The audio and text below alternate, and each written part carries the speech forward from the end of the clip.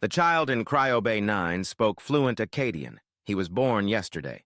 Dr. Elen Virel watched through the observation window as the newborn's lips moved in perfect ancient syllables, describing battles between dying stars. The medical team stood frozen, their instruments useless against impossibility. This was the fourth case this week.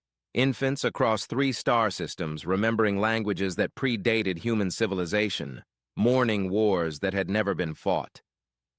Dr. Virel, we need you on level 7 immediately. The voice crackled through her communicator with barely controlled panic.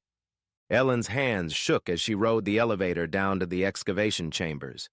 Sleep had abandoned her weeks ago, replaced by fragments of dreams that felt like stolen memories. She kept glimpsing herself as a child soldier, as an elderly woman she'd never become, as someone dying in her mother's arms, except her mother had died giving birth to her. The temporal anomaly waited in the excavation chamber like a wound in reality. Her instruments screamed warnings as quantum readings spiked beyond their scales. Time had been redacted here like classified files, whole histories blacked out, leaving only the shape of their absence. Computer, what's the source of the interference? Unknown civilization detected. Pattern suggests existence outside established timeline parameters. Something that had never been, yet somehow left scars on space-time itself. Ellen activated the deep scan protocol, sending probes into the anomaly's heart. Data flooded her screens, architecture that flickered between real and unreal, mathematical constants that changed based on who observed them. The first wave hit her like ice water to the brain. Suddenly, she was 7 years old, holding her sister's hand as their world burned, except she'd never had a sister. She was graduating from the academy with honors she'd never earned. She was kissing someone whose face dissolved when she tried to focus on it. Warning, consciousness intrusion detected. Recommend immediate... The computer's voice cut out. Around Ellen, the chamber walls became transparent, revealing impossible vistas. Cities built from crystallized music, oceans that flowed upward into silver skies, species that had evolved along paths evolution never took. Welcome, daughter of time! The voice emerged from everywhere at once, ancient beyond measure. I am Thaz Kora. I gather what you've forgotten. Ellen forced herself to remain standing as more phantom memories crashed through her consciousness. She was a mother weeping for children never born, a warrior celebrating victories in wars that were prevented before they began, a scientist discovering cures for diseases that had been edited from existence. You're the one poisoning the children, she managed to say. Poisoning? Thaz Kora's presence grew warmer, almost maternal. I offer them treasures, child. Every choice unmakes infinite others. Every path taken abandons countless paths untraveled. I preserve what reality discards. Through the chaos, Ellen glimpsed the entity's true nature, a vast intelligence existing in the spaces between cause and effect, harvesting the emotional resonance of unlived lives. She fed on the love that might have been, victories that could have occurred, peace that should have followed.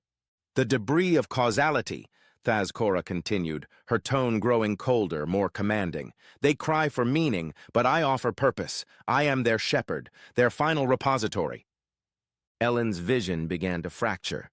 She saw herself in dozens of different lives simultaneously, sometimes a respected researcher, sometimes a street orphan, sometimes someone else entirely. Her reflection in the chamber's metal surfaces showed different faces, different ages, different deaths she'd never died. Join me willingly, the voice urged, now threatening in its certainty. Become my chronicler, my voice in this timeline. Help me wake the others to the beauty of what never was. The chamber floor beneath Ellen's feet began to dissolve. She was phasing out of reality, becoming another fragment in Thaz Kora's collection. Around her, phantom civilizations materialized, beautiful, tragic, and utterly severed from the flow of time. But in that moment of dissolution, she felt something else. The child in Cryobay 9, crying not for the wars he remembered, but for the mother he'd never know. Not phantom grief, but real longing, real need. You're not preserving them, Ellen gasped, clinging to that truth. You're torturing them with existence without connection. Connection is illusion. I am their context, their purpose. No. Elen grasped for the emergency beacon on her belt, her fingers barely solid enough to touch it. You've stolen their connections and replaced them with isolation.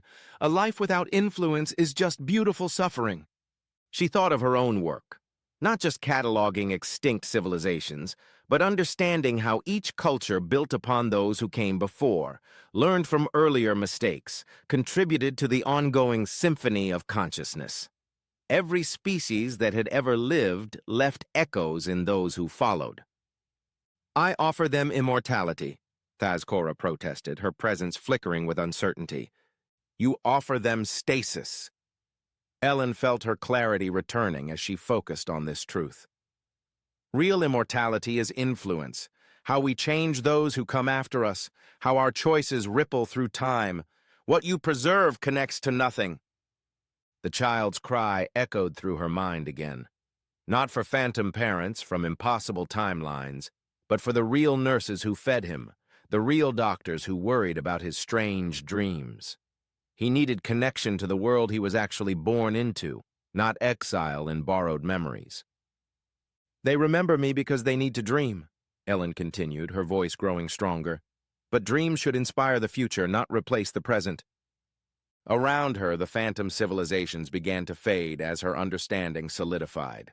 She wasn't just a chronoarchaeologist. She was a bridge between what was and what could be. Her mission was to ensure the past remained relevant to the future, not trapped in amber. The children will call to me again, Thaz Kora warned, her voice growing distant. Let them dream, Elen said firmly, pressing the emergency beacon. But let them wake up in their own lives.